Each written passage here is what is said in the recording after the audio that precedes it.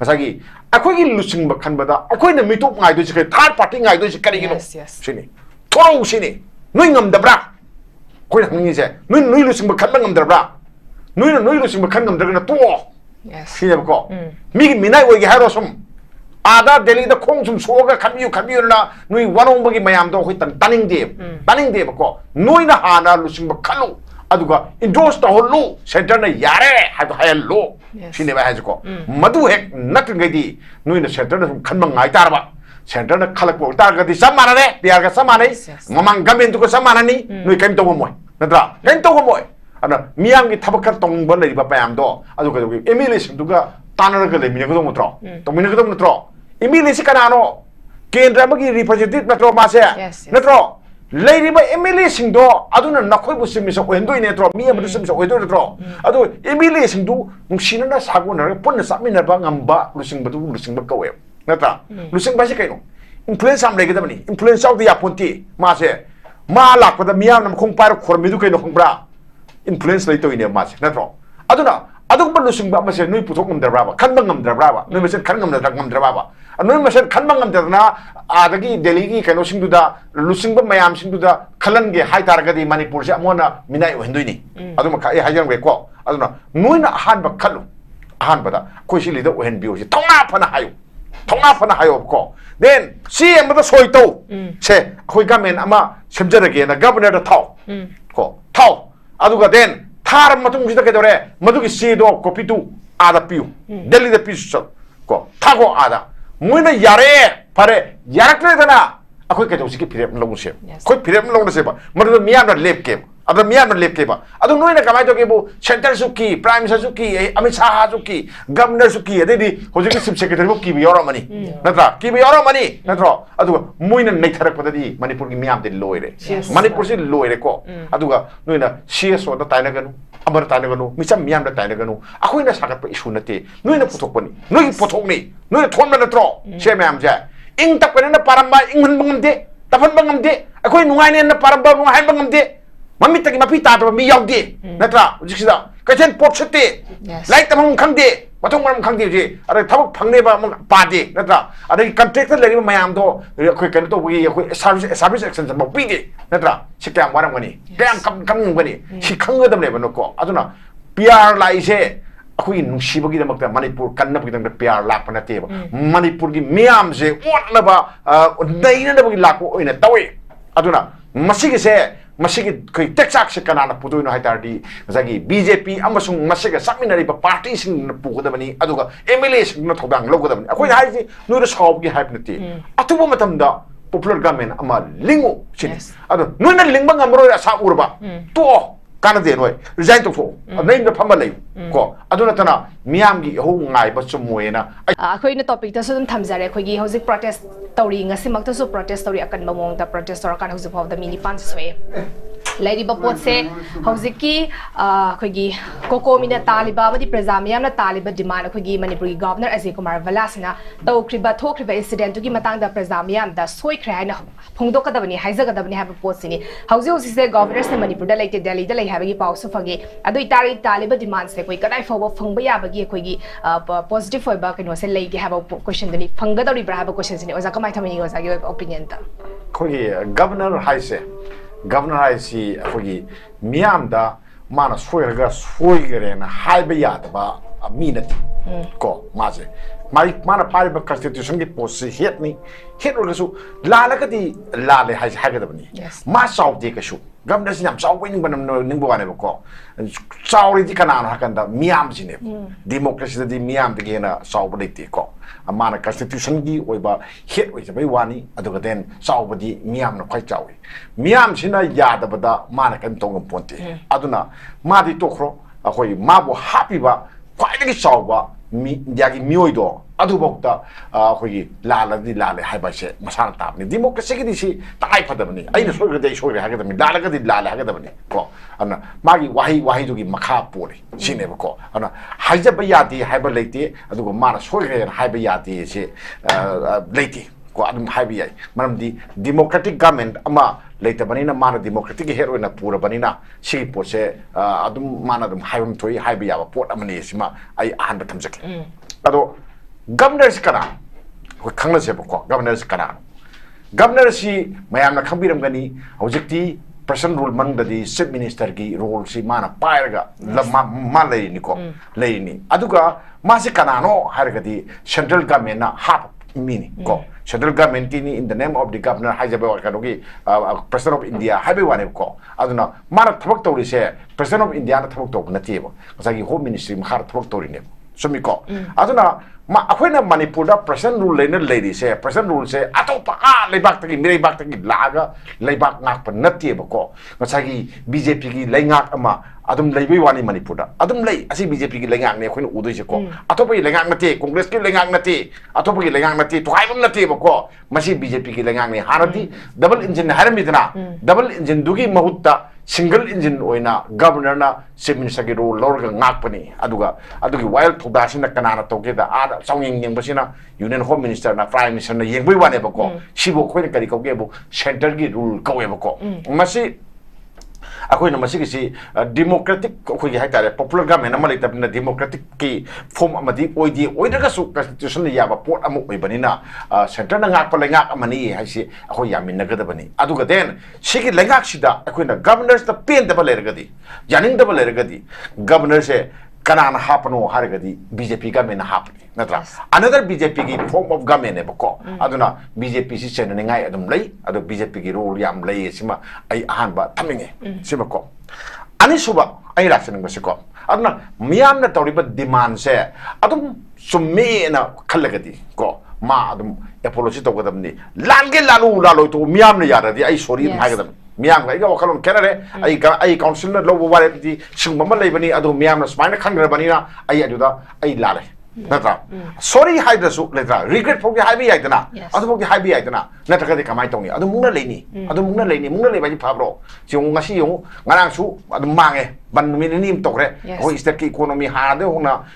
state ki economy tu leini natra dukan phamdre labi mi chatre ngasi ju nongwai jing ni hai dukan mayam chok ta hangre irang thok le re sine bla sin ko adu hayege dum thokani hachu dum thokani adum irangi marksi da thok pa irang mayam ma sum le ndo je kari kino sin adu kana na puthok pa irang no manipur gi mayam na sagat pa irang la na ta nui na plan to bra hai se khoi hang de ya de sine aduna simba loi ra kan sida aida no ma haini ngasi si yam nungai te ko mai bel mayam ama para la jeda ba mayam mi ni pan ko ba so e na su asai haibi du ni ko ni pan so e aduna asagi imai bel mayam ama ko ise mayam amagi magi masada gi tari ba i natra masada gi tari ba irik mayam sing do adu ma mayam duna ngasi manipur se nga ka lak pani kal ka lak pani ko aduna moigi masada gi tari ba i do khoina masa ama oi ba khoina ikai kum na jai aduna then thona legen hanba yadi ko maramdi nakhoi adugi honamanduna manipur kandoi ne ko manipur se uji karma phemda legesi akhoi haiba ngamdre pr le ka phagrai ningi pr le so phate pr le tingai popular government ma mang da palami adu se men tadi nata chine bla singje ado hayen soi sang yengna matam dadi miyang government na sina he kha phaidana aduna government ama akhoi anoba government ama semna gi port ama sumlak le sine ko aduna ngasagi person se kan okay manipur governor se 마시 거기 마나 apology ama tawoina sanction ba khongjang du da police na phui ngata tear gas kapi hara puriba order tear gas kapi ba mayam sing do adu manipur police ngata mane police atra ado moisu manipur muthapa du da moisu sokot pra sine ba ko ado moisi akogi government ki survey ni hayab ko government se kanano miyam ni natra miyam gi natra miyam government natra adu di moina puri du kanano noibu tabak to holliba noibu tabak hapiba noibu toro pirba miyam do ki manai ne ba noisi ko natra manai ne ba ko manai do na ba pu do la pu bo ngo de ba ko adu maram du sadi sidi maram yam saba de manen akoi di lawe ba ko aduna no shun na sasu maite adu ga den manipuri masa aduga nugi namangda manipuri muthatlu ina haiba wahije hai kada noina ima simdo saida thani haida tha bang mi ba orda dagana noina tiar gas capsule laga inai tandana wanda hadana yorba mayam do admai to hongane ba wakhalon do ai kitang heman bra ina khali aduna kitang restaurant to view kha handa view se ai sim haini simle kada hoji amu yengasi irang di halol sungan halol hangadabagi irang leiti maramdi mayam sina akhoi manipur haibase mutatpa gi wakhalwal amada sanagre wakhal concept si yam kenare ko concept si akhoi na lorisi mayam si hading non ningon poma leibani kaino ga akhoi maitai na tawbana yata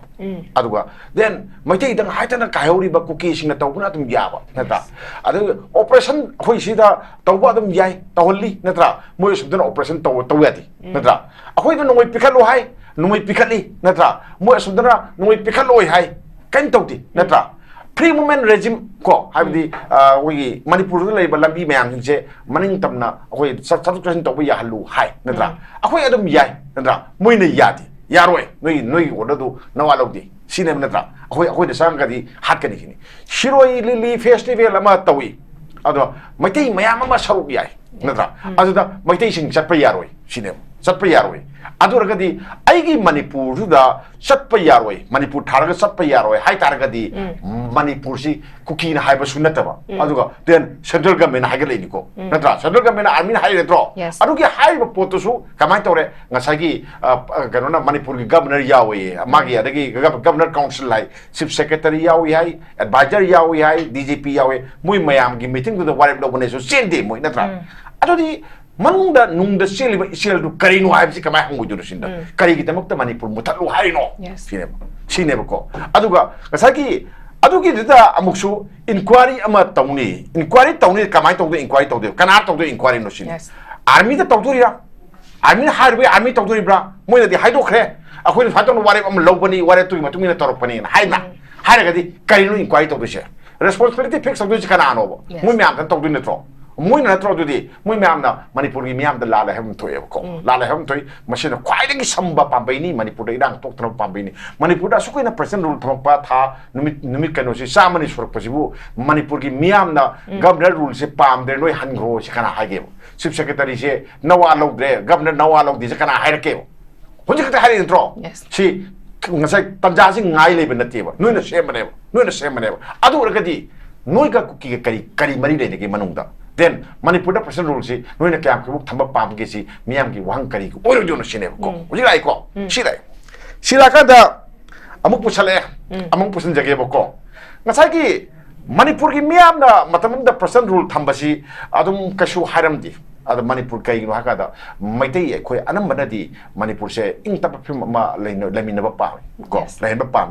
idea manipur gi makhada khoi ing na nuksina na lemina raga mausa dong na lemina ba pa nata ado idea of manipur se sai raga leise masigi si present rule la kan di phara ani khade ko lami sap ya da mayam sap ngamne na khalame nata ado yati hoje phaupa nahan gi mark tang ni panda tat pat tor khal chadami natra chanen torami adu so dum lam bangamde ada india government ki ya thangje kuki na ngakte natra order ngakte natra order to thabak to thop bangamde maitai no warga di ya kadra ding bi ko masida khoina wang ji wadi khadi adum ona tainare ai khana haje ge bako rss ki magi headquarter manipur da leba headquarter ama mai kha tharam bagi da am kan chak sno da kan tharam bagi da makdadi khado mi ani phai bako mi ani phai aduga opposition की MLA, Congress की MLA, खुदापम की MLA, Lokeshwar की ने मागी मई था बतो CCTV camera तो यार भी मैं आप तो लोई उड़बा अतो मी म फादी को अतो को सोना कदरी मई सु कन्न साक सुनना तबा काम का थारम बा RSS की हेड ऑफिस रो अतो की मई थारम बदना अनि फाय सोना कदरा फाओ इन यार फायर बा FIR सु लो सोरबा अरे मी मैं सु मसक ताबा aduga ngasibo phadi adur gadi ngachagi police ki role se kari no sine akan bakangu gi police oire ason ba mi gi police oiti natra na hoi mapang kan ba matik mayai leba singi lo oire india se da aduga ason ba maitei gum ba khoi gi di lo leita bu sak mane ba ko aduna aina aroi bada aina ahan bagi round sigi aroi bada aina hagening ba se akhoi manipur gi miam se warawi ko hanak ja warawi aduna topong khandi kayo tawrisibo akhoi to bisi kai no kuki khakta nati then central government so moi gi sang chang ba tong sum tawba akhoi na kamai to gi akhoi gi irei pak kani manipur gi phum bi tamji kai ba yaro ena suungi natra moi na thuai na ba sum hona ba gi mami sum oirpa sum torka da akhoi ji ka do no khade ba aro kanim ka da di ka dore hai da wa hai na re nata go back go back 하이지니 go back and 하이지 까나 노하이디 나사이 하이리 매암 제너리 매암 전고 PR도수 go back 하이닝에 아도 가버너도수 go back 하이닝에 나타 시기세 아코이나 하이닝드나 하이버너티 나코이기 타박도나 하이버네버고 아도 나코이세 가마도 요나 사버너티 Masagi adagi BJP government to na pusalakpani ada BJP government ama sida leiribani atopa government ama tugi taragasu aduna miyamgi ihul khangna governor na thawak tawbu matam oi yes aduga akoi gi sentiment akoi gi apamba karino se khangnaga noina thawak tawbum thoi aduna tana ngahak akoi gi kanogi ingba tapa program ni ing sik program ne na noina adu wakhal du toraga adu muthalo adu ga tharonu mai thare ka mai tongni na itaw tawbo khamdo aduna manipur mai chaktoi itaw tawbo khamduna ni ko manipur da awaba nangdu se aduna de hoje ka dore puthora ising je hoje karim ta khangdaba BJP bau khoina hari isini ko BJP thilla tare isini noi government anu ama government ama sir palise PR government ise noi government ni kai na ka da center na muisi palaga le intro center ni karana pai BJP na pai na tro noi government ama lei noi responsibility na tho sat pai yaroi hari se duna ne ko adu ko den asagi akoi kam kuina wahan doino hardi kam kuina wahan doino har ta ga di noi government pai na ba thorang tori ba ko opposition ge MLA manga nataba BJP ki MLA mayam singdo or na tangna BJP ki lengak na sokal iba mayam singdo nui kai do le gi hangtam na tro aduna nui na manipur kanni hairba mayam kai hairo adu manipur kan ge haibagi role loba tangai fati thogdang loba tangai fati aduga manipur gi miyam siga nui ga punna samina ge haidadna khaibung tana ba thokchel mayam ma nui na ngang ma sakpa khoi tai adu yadi ko noi namang taridi noi se kai to gi khoi thagani se kai nongbra miyam se khoi manipur gi miyam se ngau manipur kallu khoi nungai halu hai matro adu natro adu gi sahi manga gi matik me adu por pi natro adu noi to pi riba mayam sinagi ba power du noi na kai to gi bu mor makha da nam chalo kuman ga haptan tham tar ga di ka dong ni noi nachan khumba wa ngang da lai tar ga di democracy bu emile na wa ngang ga di ka dong no emile be kai kanari ge democracy kai kanari ge sine ko adu na BJP amasung BJP ka sakminariba MLA sing hogalu noi wakal ta matam oire noi karigi pundirno pullu miyamgi awaba kallu then adagidi manipur se amtani noina ing tappa nungsi jana na leminaba nungai ba mafam mo hello je ai fa ta hajaki okay hauji imana su yam haibi gra khoi gi MLA representative sing se punsin haning bagi po se adumak khoi gi thoi ba chai ani hela ba khoi gi crisis se horak pa dagi hauna khoi gi punsin biro haraga la ba ni punsin bangam da na to khai tarak pa dagi chief minister resign taw khram tung da president rule da ne hauji lei be adubu president rule lei kan manung sida mo khoi gi punsin gi ni popular government ama sem gani habigi pot se kaya rom high credit bu tasengna semba ngamabra habidi semba ngamdana huzumak leiribani hariba khoi MLA singse punsin bangam dabaduna khoi center na masi khudong chaba lorabra haba question so ji brazamiam gi wakhalon du shi lakpa hore oza kamai thamini ai kitang maru ebo phungkhada ai laksage ahanbada khoi organization hana punsilan gi wakuma makha phungdo ko mali MLA duna adma gi waidu da kitang auto watching torbadi yai ko ado tashengbadi organization na lebanga priyati yes ko lo sembangamdi lo semdushi kanano haragadi MLA sing semgadabani then lepanga to issue kanu na ngakaduni MLA sing ngakadabani ado kitang mongoda ona bama yaw mali mana wa haibuda kitang soina ba mali ado hojikti moi mem punbagi tangai phadaba ma leibadu su moi su dum phorongane na khali khoina manipur lei mem si pullo si kuire khoi hari se ko aduna organization naidudi amarom da haraga moina thabak phajana tawragadi tawdu su dum yaba pot amani natra moina thabak tawtaba matamdu da akhoi mayamgi watchdog oina haitare ko miyam si gi mamai chumnana ba ta khoi pressure group oina leiba pot amane ko adu ki wani adu pressure group oina leiba du pullaga moina moi mangda tariba mogi kano mayam mathau mayam do like ku pe mo ma por oragadi ai amadu extremely sorry no idea na fine thamjake ko yes ado huji akoina mayam na ujui ai ama wafum ama haram da ai nuai do man huji changchali ba khongjang se khoi Cocomi khaktana sangba khongjang nati mayam khabi ran ko Cocomi khaktana ti amuko yauri ko uja sanjauna su lagi rabo sanjauna su haram ko Cocomi su amuko su aigidi thawai khaktani aduna muina tawri mayam do khoi khangi ko ngarang chu tidin lambi da yam sang himen chen semi ngasi ju thawan na ke da yam chawa protest sama tawi ate te mayam am tawri ko aduna then ate mui ga samna da ka bu mayam sa dum tawri natra 이마기 메라 호슈 아모슈 모슈 어떤 개노이나 개슐레이 본테바 또 카이버 오나션 아모이나 레리니 뭐 마카다 레바 나테바고 뭐 마암수 야우리시니 아데 케텔 파비 이마이 빌 승시 코코미다 가슈 개노 또 보나티 나드라 아도 레이파키 오이바 피엄다디 푼나 타복 도미나리 네브세 시니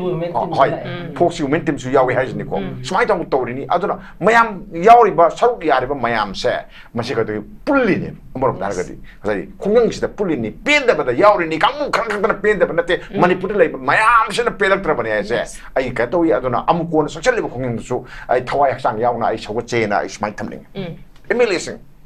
emily sida be ma akoina wari si akhoi gi kitang di akhoi gi nungai wari ma haidare ko emily se akhoi ne do si hojik manipur da person rule thame kari gi thamino ai muina haibana amani ame sahara di haire ko 하기 constitution기 오이바 어호바 khar leibadagi government semge habadu laktabadagi habani amon daragadi adu 어호부도 mention나 바피아 탐바니 manipur person rule tham pamdi en hai ko adu habi warning hale am mo haini natra adu claim di tahunde moin claim tahunde ko government ama si mayam khamini on leader ama tuhi taragadi leader ama sagi hana weramba hoi honorable hujina ex minister oiriba nongthomam biren china resign tori natra resign toragadi atopa government ama semna na gidamakta lem tawgadabane yes lem je kana tawdino congress to tawya bra manga khalai bo congress to tawya bra yade ko ana government ama lakto se kana iro congress ki government la nate kana iro bjp na lusingba government ama lakto natra ado hojik leidi moina mogi lusingba khanma ngamdi lusingba khangamde ko asini akhoni yam nungai trise lusingba khanma ngamde aduna tasengba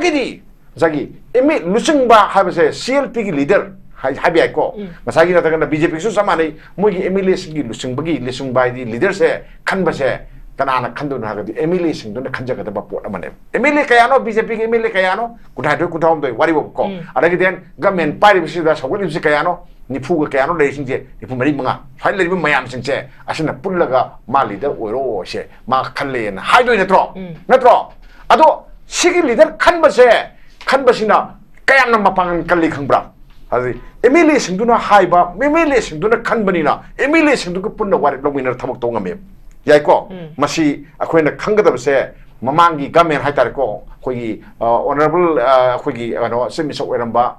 가노기 오크람 이보비기 알기 맘 빠자레코 마세 아직 센터나 칸바 말루 싱바나테바코 에밀리 마얌나 칸바네바코 아두가 에밀리 마얌나 칸바도 센터나 인도스 토르코네 시네바코 aduna mapang kanba hoi chief minister ama aise kaino kada MLA mayam duna kanba duna oye aduna tana center na khanni harab noida khanja oina harab ko noina khalakada bodo ado ko yare haraba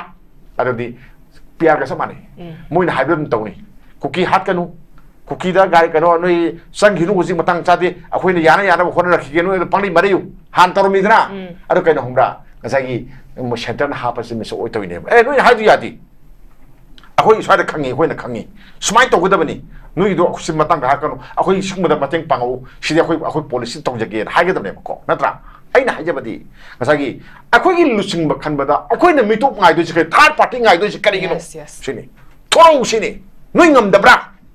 khoi na ngi je nui lusing ba khanba ngamdabra nui lusing ba khan ngamdagna to sini ko mi gi minai oigi hairo sum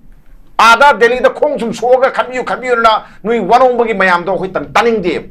दे बको नुई ना हाना लुसिंग बखलु अदुगा endorse तो होलु centre ने यारे हाय हाय लो सिने बा हाजको मधु हेक नक गदी नुई ना centre ने खनम ngai तारबा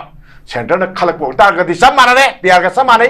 ममंग गमेन तुको समानानि नुई कैम तो मोय नत्रा कैम तो मोय अना मियाम की थबक तोंग ब लेबा पायाम दो अदुगा एमिलेशन दुगा तानरगा लेमिने गदो मत्रो तो मिने गदो मत्रो MLA si kanano kendra bagi representative natro mase natro leiriba MLA singdo aduna nakhoi bu simisa oendoi netro mi amdu simisa oendoi netro adu MLA singdu nungsina na sago na punna samina ba ngamba lusingba kawe natra lusingba si kaino influence am legedabani influence of the aponti mase ma lakpada miyam nam khong par khormidu kaino khongbra influence leito ine mase natro aduna ꯑꯗꯨꯒꯨꯝꯕ ꯂꯨꯆꯤꯡꯕ ꯑꯃꯁꯦ ꯅꯣꯏ ꯄꯨꯊꯣꯛ ꯉꯝꯗ꯭ꯔꯕ꯭ꯔꯥꯕ ꯈꯟꯕ ꯉꯝꯗ꯭ꯔꯕ꯭ꯔꯥꯕ ꯅꯣꯏ ꯃꯁꯦꯟ ꯈꯟ ꯉꯝꯗ꯭ꯔꯕ꯭ꯔꯥꯕ ꯅꯣꯏ ꯃꯁꯦꯟ ꯈꯟꯕ ꯉꯝꯗꯗꯅ ꯑꯥꯗꯒꯤ ꯗꯦꯜꯂꯤꯒꯤ ꯀꯩꯅꯣꯁꯤꯡꯗꯨꯗ ꯂꯨꯆꯤꯡꯕ ꯃꯌꯥꯝꯁꯤꯡꯗꯨꯗ ꯈꯜꯍꯟꯒꯦ ꯍꯥꯏꯇꯥꯔꯒꯗꯤ ꯃꯅꯤꯄꯨꯔꯁꯦ ꯑꯃꯨꯛ ꯃꯤꯅꯥꯏ ꯑꯣꯏꯍꯟꯗꯣꯏꯅꯤ ꯑꯗꯨꯃ ꯑꯩ ꯍꯥꯏꯖꯔꯝꯒꯦꯀꯣ ꯑꯗꯨꯅ ꯅꯣꯏꯅ ꯑꯍꯥꯟꯕ ꯈꯜꯂꯨ ꯑꯍꯥꯟꯕꯗ ꯑꯩꯈꯣꯏ ꯁꯤ ꯂꯤꯗꯔ ꯑꯣꯏꯍꯟꯕꯤꯌꯨ ꯁꯤ ꯊꯧꯅꯥ ꯐꯅ ꯍꯥꯏꯌꯨ ꯊꯧꯅꯥ ꯐꯅ ꯍꯥꯏꯌꯣꯕꯀꯣ ꯗꯦꯟ ꯁꯤ ꯑꯃꯗ ꯁꯣꯏ ꯇꯧ ꯁꯦ ꯑꯩꯈꯣꯏ ꯒꯃꯦꯟ ꯑꯃ ꯁꯦꯝꯖꯔꯒꯦꯅ ꯒꯕꯔꯅꯔꯗ ꯊꯥꯎ ꯀꯣ ꯊꯥꯎ ꯑꯗꯨꯒ ꯗꯦꯟ ꯊꯥꯔꯕ ꯃꯇꯨꯡꯁꯤꯗ ꯀꯩꯗꯧꯔꯦ ꯃꯗꯨꯒꯤ ꯆꯦꯗꯣ ꯀꯣꯄꯤꯗꯨ ꯑꯥꯗ ꯄꯤꯌꯨ ꯗꯦꯜꯂꯤꯗ ꯄꯤꯁꯨ ꯆꯠꯂꯨ ꯀꯣ ꯊꯥꯈꯣ ꯑꯥꯗ ꯃꯣꯏꯅ ꯌꯥꯔꯦ ꯐꯔꯦ ꯌꯥꯔꯛꯇ꯭ꯔꯦꯗꯅ ꯑꯩꯈꯣꯏ ꯀꯩꯗꯧꯁꯤꯒꯤ ꯐꯤꯔꯦꯞ ꯂꯧꯅꯁꯦꯕ ꯑꯩꯈꯣꯏ ꯐꯤꯔꯦꯞ ꯂꯧꯅꯁꯦꯕ ꯃꯗꯨꯗ ꯃꯤꯌꯥꯝꯅ ꯂꯦꯞꯀꯦꯕ ꯑꯗꯨ ꯃꯤꯌꯥꯝꯅ ꯂꯦꯞꯀꯦꯕ ꯑꯗꯨ ꯅꯣꯏꯅ ꯀꯃꯥꯏꯅ ꯇꯧꯒꯦꯕꯨ ꯁꯦꯟꯇꯔꯁꯨ ꯀꯤ ꯄ꯭ꯔꯥꯏꯝ ꯃꯤꯅꯤꯁꯇꯔꯁꯨ ꯀꯤ ꯑꯃꯤꯠ ꯁꯥꯍꯁꯨ ꯀꯤ ꯒꯕꯔꯅꯔꯁꯨ ꯀꯤ ꯑꯗꯩꯗꯤ ꯍꯧꯖꯤꯛꯀꯤ ꯆꯤꯐ ꯁꯦꯀ꯭ꯔꯦꯇꯔꯤꯕꯨ ꯀꯤꯕ ꯌꯥꯎꯔꯝꯃꯅꯤ ꯅꯠꯇ꯭ꯔꯥ ꯀꯤꯕ ꯌꯥꯎꯔꯝꯃꯅꯤ ꯅꯠꯇ꯭ꯔꯣ ꯑꯗꯨꯒ ꯃꯣꯏꯅ ꯅꯩꯊꯔꯛꯄꯗꯗꯤ ꯃꯅꯤꯄꯨꯔꯒꯤ ꯃꯤꯌꯥꯝꯗꯤ ꯂꯣꯏꯔꯦ ꯃꯅꯤꯄꯨꯔꯁꯤ ꯂꯣꯏꯔꯦꯀꯣ ꯑꯗꯨꯒ ꯅꯣꯏꯅ CSOꯗ ꯇꯥꯏꯅꯒꯅꯨ ꯑꯃꯗ ꯇꯥꯏꯅꯒꯅꯨ ꯃꯤꯆꯝ ꯃꯤꯌꯥꯝꯗ ꯇꯥꯏꯅꯒꯅꯨ ꯑꯩꯈꯣꯏꯅ ꯁꯥꯒꯠꯄ ꯏꯁꯨ ꯅꯠꯇꯦ ꯅꯣꯏꯅ ꯄꯨꯊꯣꯛꯄꯅꯤ ꯅꯣꯏꯒꯤ ꯄꯣꯠꯊꯣꯛꯅꯤ ꯅꯣꯏꯅ ꯊꯣꯟꯕ ꯅꯠꯇ꯭ꯔꯣ ꯁꯦ ꯃꯌꯥꯝꯁꯦ ꯏꯪ ꯇꯞꯀꯅꯦꯅ ꯄꯥꯔꯝꯕ ꯏꯪꯍꯟꯕ ꯉꯝꯗꯦ ꯇꯞꯍꯟꯕ ꯉꯝꯗꯦ ꯑꯩꯈꯣꯏ ꯅꯨꯡꯉꯥꯏꯅꯦꯅ ꯄꯥꯔꯝꯕ ꯅꯨꯡꯉꯥꯏꯍꯟꯕ ꯉꯝꯗꯦ ꯃꯃꯤꯠꯇꯒꯤ ꯃꯄꯤ ꯇꯥꯗꯕ ꯃꯤ ꯌꯥꯎꯗꯦ ꯅꯠꯇ꯭ꯔꯥ ꯍꯧꯖꯤꯛꯁꯤꯗ ꯀꯩꯊꯦꯜ ꯄꯣꯠ ꯁꯤꯠꯇꯦ ꯂꯥꯏꯔꯤꯛ ꯇꯝꯐꯝ ꯈꯪꯗꯦ ꯃꯊꯣꯡ ꯃꯔꯝ ꯈꯪꯗꯦ ꯍꯧꯖꯤꯛ ꯑꯗꯩ ꯊꯕꯛ ꯐꯪꯅꯦꯕ ꯑꯃ ꯄꯥꯗꯦ ꯅꯠꯇ꯭ꯔꯥ ꯑꯗꯒꯤ ꯀꯟꯇ꯭ꯔꯦꯛꯇ ꯂꯩꯔꯤꯕ ꯃꯌꯥꯝꯗꯣ ꯑꯩꯈꯣꯏ ꯀꯩꯅꯣ ꯇꯧꯕꯒꯤ ꯑꯩꯈꯣꯏ ꯁꯥꯔꯚꯤꯁ ꯑꯦꯛꯁꯟ ꯑꯃ ꯄꯤꯗꯦ ꯅꯠꯇ꯭ꯔꯥ ꯁꯤ ꯀꯌꯥꯝ ꯋꯥꯔꯝꯒꯅꯤ ꯀꯌꯥꯝ ꯀꯝꯅꯤꯡꯒꯅꯤ ꯁꯤ ꯈꯪꯒꯗꯕꯅꯦꯕꯅꯀꯣ ꯑꯗꯨꯅ PR ꯂꯥꯛꯏꯁꯦ ꯑꯩꯈꯣꯏꯒꯤ ꯅꯨꯡꯁꯤꯕꯒꯤꯗꯃꯛꯇ ꯃꯅꯤꯄꯨꯔ ꯀꯟꯅꯕꯒꯤꯗꯃꯛꯇ PR ꯂꯥꯛꯄ ꯅꯠꯇꯦꯕ ꯃꯅꯤꯄꯨꯔꯒꯤ ꯃꯤꯌꯥꯝꯁꯦ ꯑꯣꯠꯅꯕ ꯅꯩꯅꯅꯕꯒꯤ ꯂꯥꯛꯄ ꯑꯣꯏꯅ ꯇꯧꯏ ꯑꯗꯨꯅ ꯃꯁꯤꯒꯤꯁꯦ ꯃꯁꯤꯒꯤ ꯑꯩꯈꯣꯏ ꯇꯦꯛꯆꯥꯛꯁꯦ ꯀꯅꯥꯅ ꯄꯨꯗꯣꯏꯅꯣ ꯍꯥꯏꯇꯥꯔꯗꯤ ꯉꯁꯥꯏꯒꯤ BJP ꯑꯃꯁꯨꯡ ꯃꯁꯤꯒ ꯆꯠꯃꯤꯟꯅꯔꯤꯕ ꯄꯥꯔꯇꯤꯁꯤꯡꯅ ꯄꯨꯒꯗꯕꯅꯤ ꯑꯗꯨꯒ MLAꯁꯤꯡꯗꯨꯅ ꯊꯧꯗꯥꯡ ꯂꯧꯒꯗꯕꯅꯤ ꯑꯩꯈꯣꯏꯅ ꯍꯥꯏꯔꯤꯁꯤ ꯅꯣꯏꯅ ꯁꯥꯎꯕꯒꯤ ꯍꯥꯏꯕ ꯅꯠꯇꯦ ꯑꯊꯨꯕ ꯃꯇꯝꯗ ꯄꯣꯄꯨꯂꯔ ꯒꯚꯔꯟꯃꯦꯟ ꯑꯃ ꯂꯤꯡꯉꯨ ꯁꯤꯅꯤ ꯑꯗꯣ ꯅꯣꯏꯅ ꯂꯤꯡꯕ ꯉꯝꯃꯔꯣꯏ ꯑꯁꯥ ꯎꯔꯕ ꯇꯣꯛꯑꯣ ꯀꯥꯟꯅꯗꯦ ꯅꯣꯏ ꯔꯤꯖꯥꯏꯟ ꯇꯧꯊꯣꯛꯑꯣ ꯅꯣꯏꯗ ꯐꯝꯃ ꯂꯩꯌꯨ ꯀꯣ ꯑꯗꯨ ꯅꯠꯇꯅ ꯃꯤꯌꯥꯝꯒꯤ ꯏꯍꯧ ꯉꯥꯏꯕ ꯆꯨꯝꯃꯣꯏꯅ ꯑꯩ ꯁꯨꯃꯥꯏꯅ ꯊꯝꯅꯤꯡꯉꯤ